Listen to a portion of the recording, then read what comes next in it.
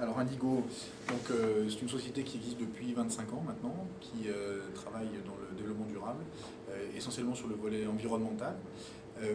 On est 200 personnes en France, basées dans 7 villes.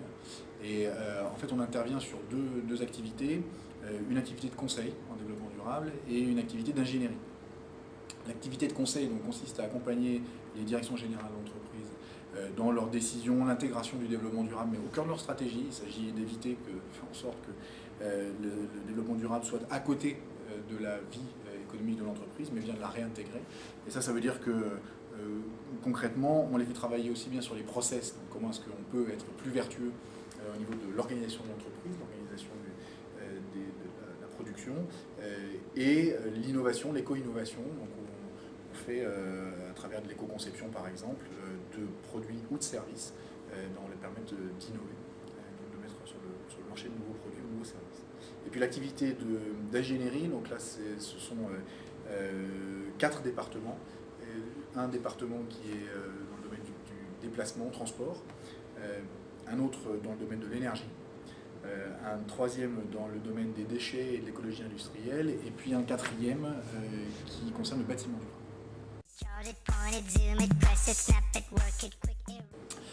L'intérêt pour une entreprise de mettre en place une stratégie durable, il y en a plusieurs. Il y en a à court terme là, actuellement, le développement durable, parce que c'est quelque chose qui est encore, on va dire, un peu émergent, permet d'une part de se différencier, ça permet encore de le faire pour quelques années. Donc une entreprise qui est réellement en train de mettre en place une stratégie peut, par de l'innovation, par un certain nombre d'actions de communication ou de promotion de ses choix, se rendre différent de ses concurrents.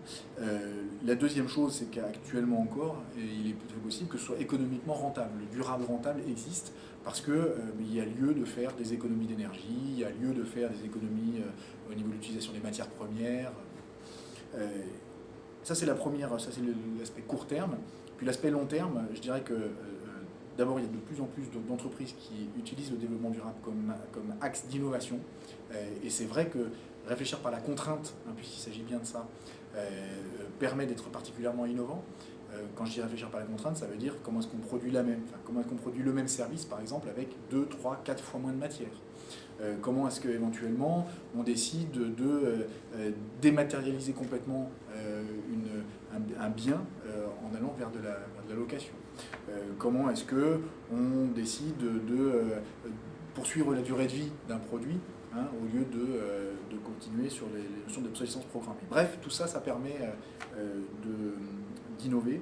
Et puis l'autre point, c'est que de toute façon, on n'a pas le choix. C'est-à-dire que, en fait, malgré les atermoiements actuels au niveau de la taxe carbone notamment, eh bien, ces questions de pénurie d'énergie, ces questions de pénurie de matières premières, elles vont se poser à nous de manière évidente.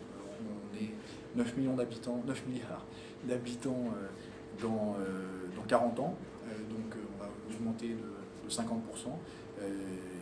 et donc des gens qui vont avoir également des besoins, et la planète Terre, elle est finie. Donc évidemment, la question des ressources va se poser maintenant de plus en plus.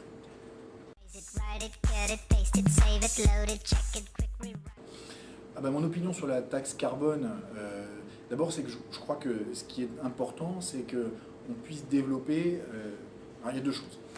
D'abord, il y a des choses que jusque maintenant on ne payait pas. En effet, les émissions de gaz à effet de serre, donc la qualité de l'air, n'était pas payée. De même aujourd'hui, on est l'année de la biodiversité, les services rendus par la nature ne sont pas payés. Et le problème, c'est qu'à un moment, ces services sont en train de s'épuiser, c'est-à-dire qu'on les utilise beaucoup plus qu'ils ne peuvent se régénérer. Et donc il va bien falloir qu'on se mette à financer la régénération de ces services d'une part, une moindre utilisation de ces services, de l'innovation.